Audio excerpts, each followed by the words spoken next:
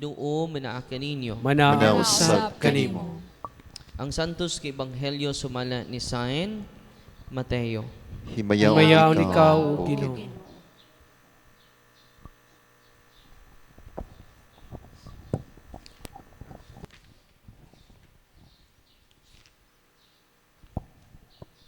Pusa maingon ako kaninyo nga dili kamo makasulod sa gingharian sa langit kun ang inyong pagtuman sa kabubuton sa Dios sama lamang sa gihimo sa mga magtutudlo sa balaod o sa mga Pariseyo.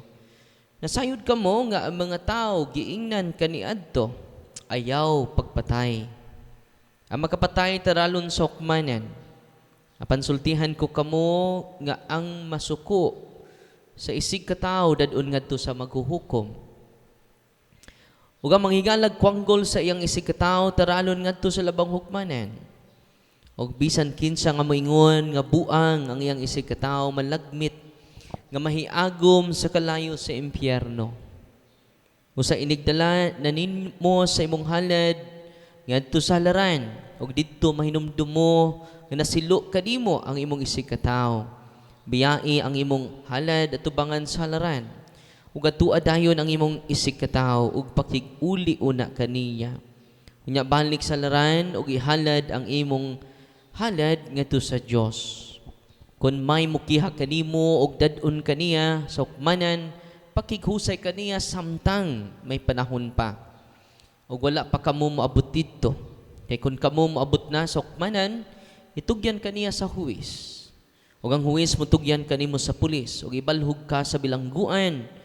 Timan-i, bilangguon ka didto hangtod kabayran mo sa hingpit ang imong multa. Ang ebanghelyo sa Ginoo. Daygon ikaw, O Kristo. Magandang hapon, mga kapatid. So ngayon, before ako mo pupunta sa katekism, maganda po itong reflection ni Saint Augustine po sa Ebanghelyo ngayon. No? Sabi ni Saint Augustine, the righteousness of the Pharisees is to abstain sin.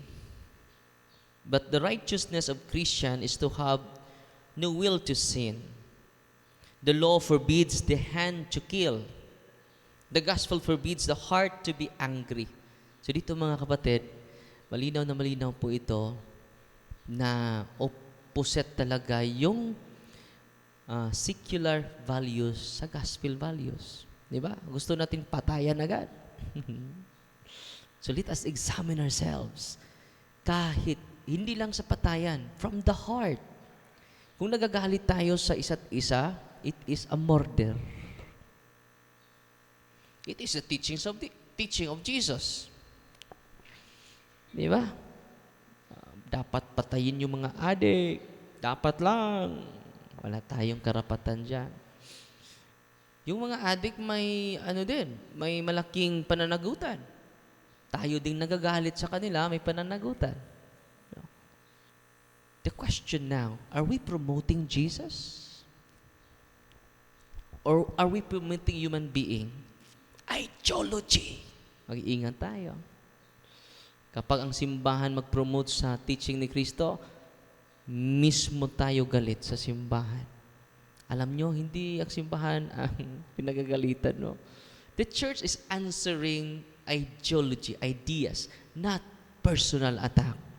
Pero yung mga tao, inaatake yung simbahan, inaatake yung personalidad ng tao. Hindi po yan. It is ad hominem. I hope kayong nandito po, let us continue to examine our conscience. Are we following Jesus? Or are we following human being? We have only one moral standard. We have only one moral person na dapat sundin natin. At si Kristo lang po. Hindi politiko. Amen?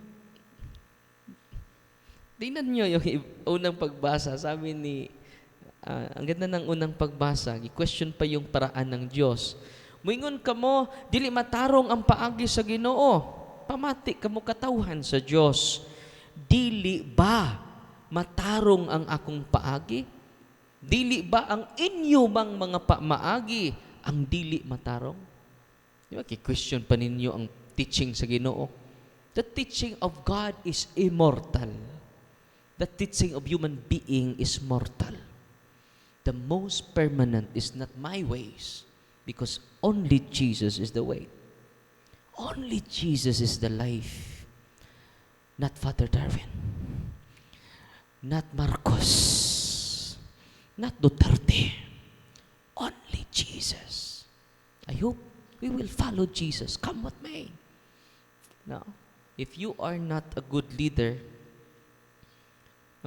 if you promote, if you, bang, nagbabatay tayo nitong tinatawag cancel culture.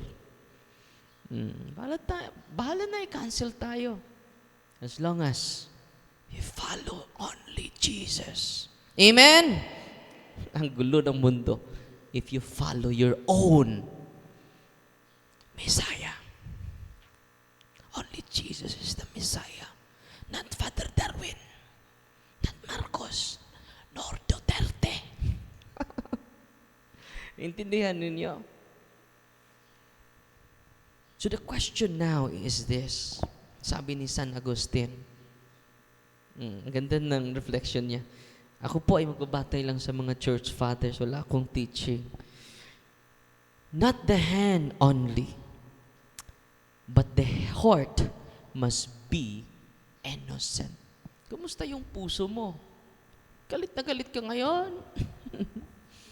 Gusto mo ng revenge? Gusto mo ng patayan? Look at your heart. Kumusta yung puso mo? Is full of innocence or full of hatred? Murderer, being murder, kung mamamatay tao nang galing yan sa puso mo. Yung puso natin ang dapat nating baguhin. At yan po yung challenge ni Kristo sa atin sa ibang, thou shall not kill. Hindi yan mababago. It is the law of God. It is not the law of the church. It is a divine law. Pwede ba natin babaguhin yan? Dahil hindi nakabatay sa gusto ko? Hindi. Only God is the author of life. Not me, not you, nor you. Only God. So dito naman tayo sa inelaborate ko lang sa inyo yan para let us examine our heart. Ang paraan ng Panginoon, questionin ninyo. Sino ka ba? Sino ba ako? Nakoreksyonan ko yung pamaraan ng Diyos. I'm just a creature. I'm not a creator. Amen? So the moral law cannot be self-defined. Ito yung definition ko sa moral law. Hindi pwede yun. Moral law is the eternal law. So nandito, ito yung isi-share ko sa inyo. Nandito na tayo sa number 4 muna ako sa norm of indulgences. Ito po, hindi po ito basta-basta. Ito po ay official teachings of the church. So, sunod na araw, norm number 5 naman tayo. Ito po, maganda po itong katanungan.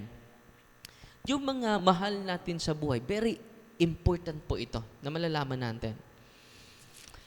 Ang mga patay, Father, ang buhay lang ba yung makatanggap ng indulhensya? Hindi. Pati na yung mga mahal natin sa buhay. They can receive either partial or plenary indulgence.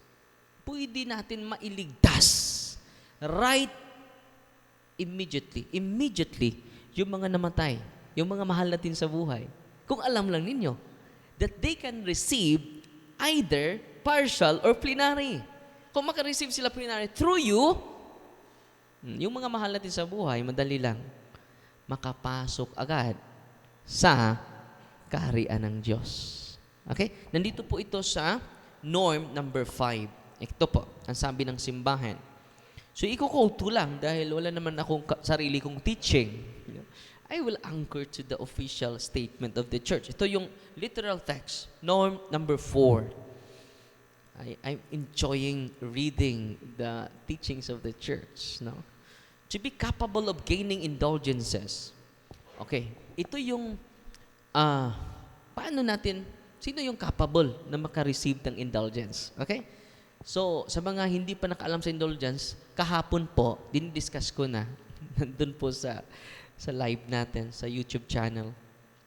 To be capable of gaining indulgences, a person must be baptized. Okay, check na tayo. Nabautismohan na kayo? Check. Pangalawa, not excommunicated. Hindi ka, member ka pa rin sa simbahan, you are not excommunicated. Sino yung may excommunicated father? Automatically, yung nagkasala ng abortion. Makinig kayo ha. So, Father, paano ma-relate? Hindi naman ako nakatanggap ng excommunication later. Kung nagpa-abort ka, hindi ka na Katoliko. Dapat panlaman mo yan.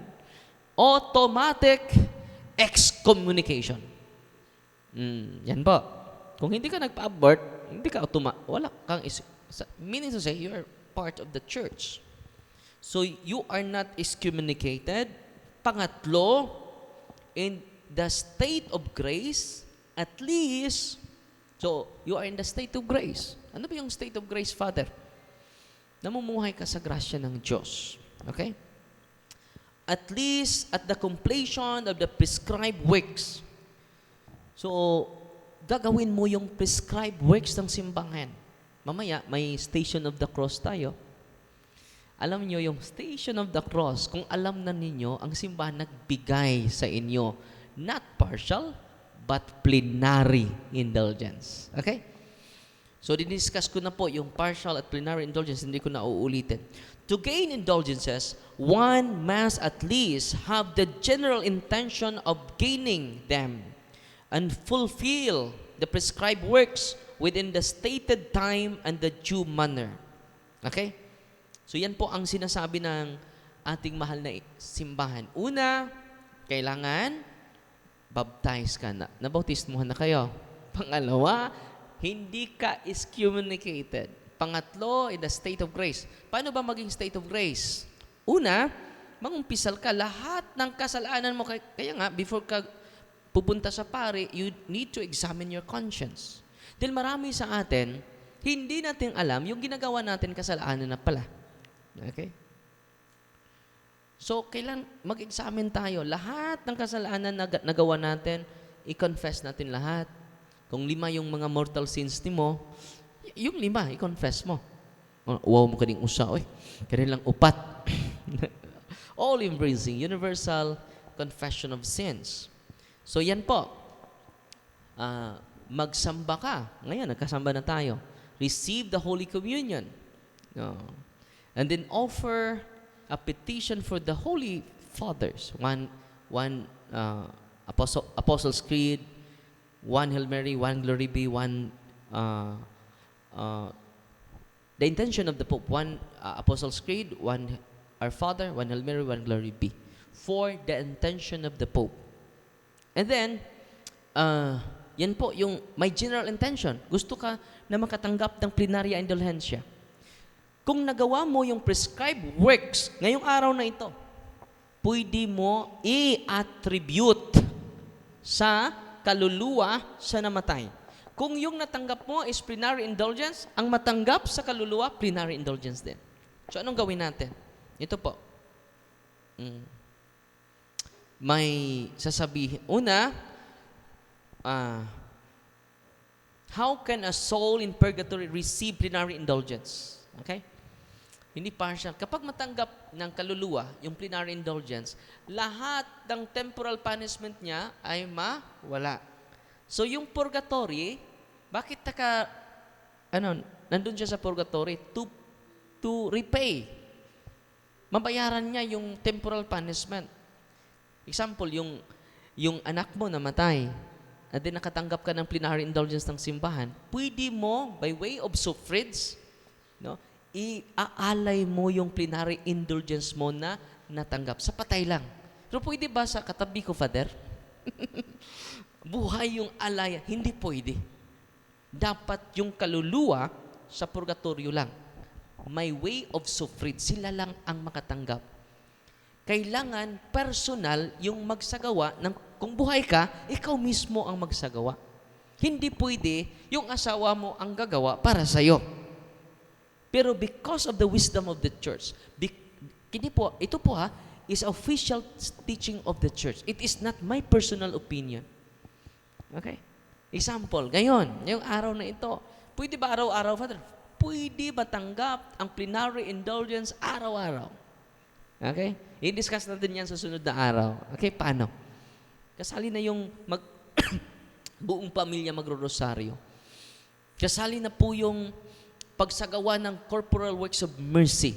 Hindi corporal works of mercy. Yung 30 minutes na mag-adore ka sa Blessed Sacrament. 30 minutes. Every day, you can receive plenary indulgence. As long as, yung mga condition, una, general intention.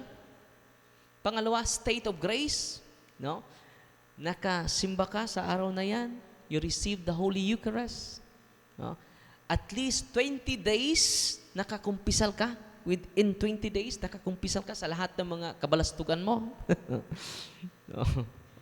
At least 20 days, galing sa pagkumpisal. And then, the per intention of the Pope, i-include mo. Kung magawa mo yan, plus prescribed works, 30 minutes reading the Bible, you can receive plenary indulgence. Pero, pwede ba dalawahin ko pag-receive, Father?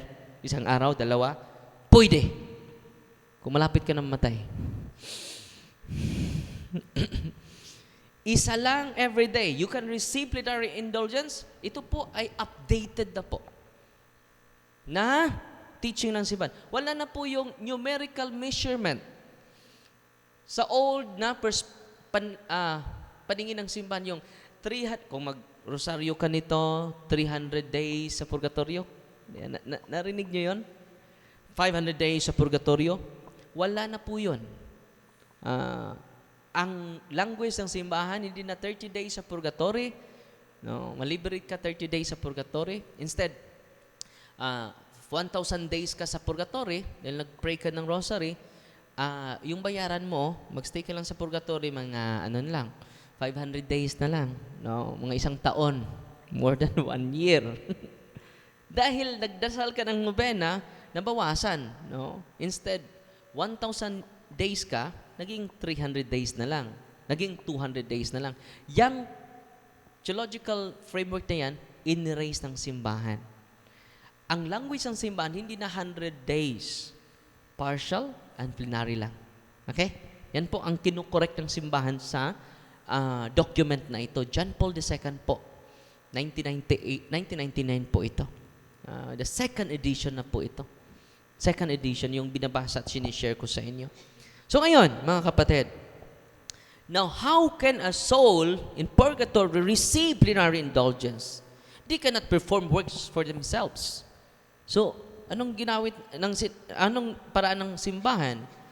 By application from, they can receive plenary indulgence by application from the living faithful. Pwede tayo magsagawa dahil hindi sila makagawa sa sarili nila.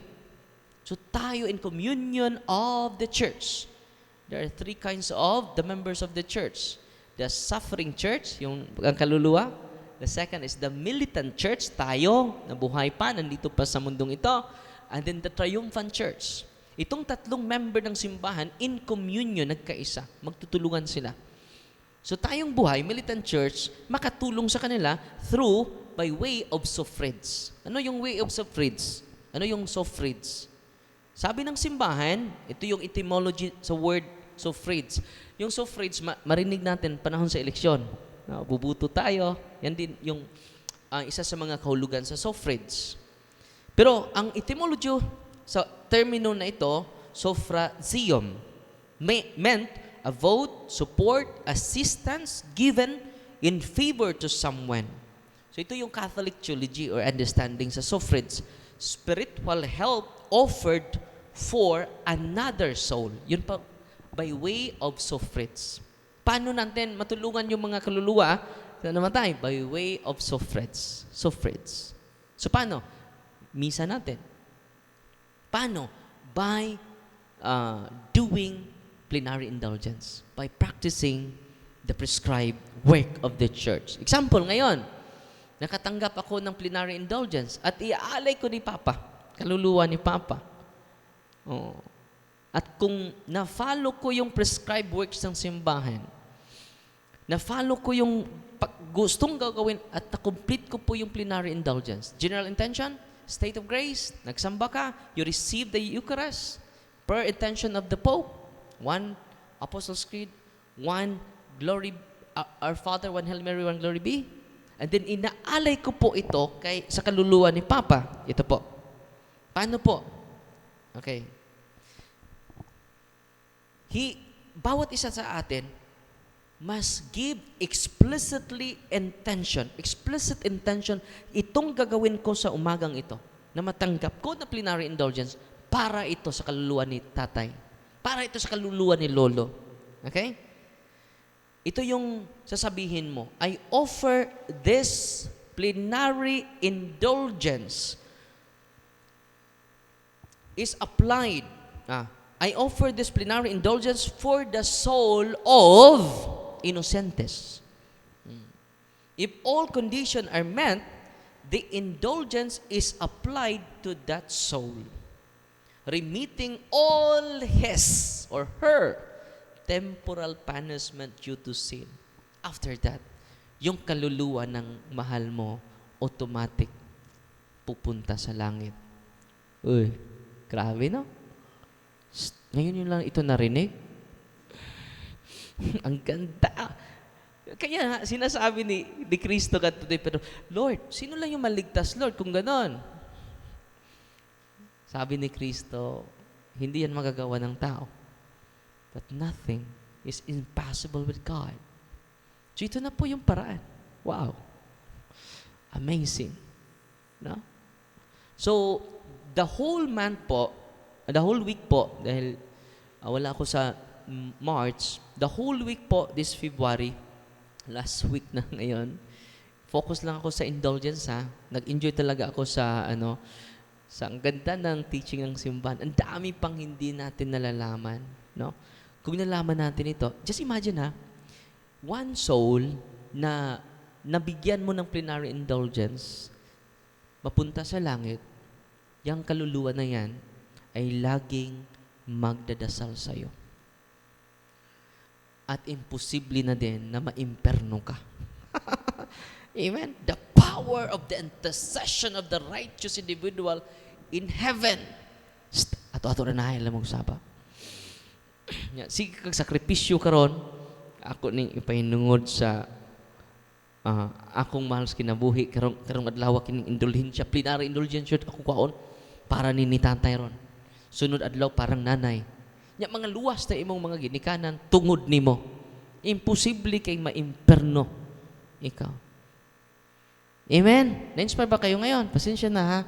Mataas yung sharing ko, my gospel and then my catechism. Dahil marami sa atin walang alam sa catechism eh. No? I am inspired by the truth of our faith. I hope you will also, you are inspired now with the teachings of the church. Amen! Natutuwa ba kayo ngayon? Totoo. Higit pa kayo nanalo ng loto. Ato-ato ha, alam mong sapa. No. Kining ato-ato mo po ni panabi, Bradley. Oh. I hope you are inspired. Mamaya may kami, may Station of the Cross kami. A little sacrifice for the poor souls in purgatory. Yan. Atin na pong kag funeral aning ng bilar dito niya, sige na po kag chikit siya. Ang sakripisyo ni mong waitog, why meaning? Pero kung ni-sakripisyo ka dito for the soul of the dead, meaningful. Amen?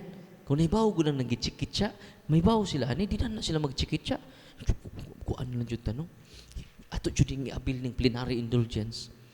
Kung kami na po mamatay, niya puro nag-chikit siya na to. Buhi patay. Sada? Buhi patay. Hantak. Saman. Buhi patay. Patay. No? Sige. Wala yung mga tog. Naabot ng alas 5. Buhi patay. Patay. No? Pagsunod adlaw, ang nagbuhi patay, mao na buhi patay. Kaya wa may tug, na disgrasya. Samtang nag-drive og habal-habal. Wa may tug, gig kag alas 5. Wa jud tug. Siya na po'y patay. No? Buhi. Sunod adlaw, siya pa man to'y nagsig. Siya antog. Siya pa man to'y sig antog-antog. Ano siya, ikaw na sunod antog, bro. Siya, dili ko. Look, siya na po'y antugan. Muna nga, if we know our sacrifices here on earth shall be meaningful when we know the indulgences of the teachings of the church. Kanang imong sakit ron, siya kag bagulbol ron, dili na siya meaningless. Ay imo na i-offer sa Ginoo para ning kining grabe na kong sakit, pertin man jud ning sakita. Kakuan mo ni Bishop Raul Dael, naman is cancer free man siya. Pero hangyo siya sa nurse. Nurse, ayaw ko gaig palliative na injection, palliative care. I will enjoy the pain of my cancer. Because this is redemptive, meaningful. No? Ayaw lang tang ko tagai og pain reliever. I will enjoy my pain because of the plenary indulgence. Ganang akong po'y nasakit, Lord. Kini ako untang silingan nga sig pamaylo way utang wa di bayad-bayad. Kini untay na cancer, Lord. Ako noong sigug simba bisag way misa mo simba ko. Ako ni nasakit. Because you never understand the meaning of suffering. When you understand the mystery of the suffering, you will not complain anymore. You will add more pain. You will add more suffering in your life. Now, that's the reason why we are saved, not by the power of Jesus. We are saved by the suffering Messiah. I hope masabtan nato ang atong pain. Human aning atong kuan guli niyo, Lord, salamat Lord na cancer jud ka Lord ba? No. I share literally your pain. Amen. Manindog na ta. Ato karong ampuon ang pag-ampo sa katawhan.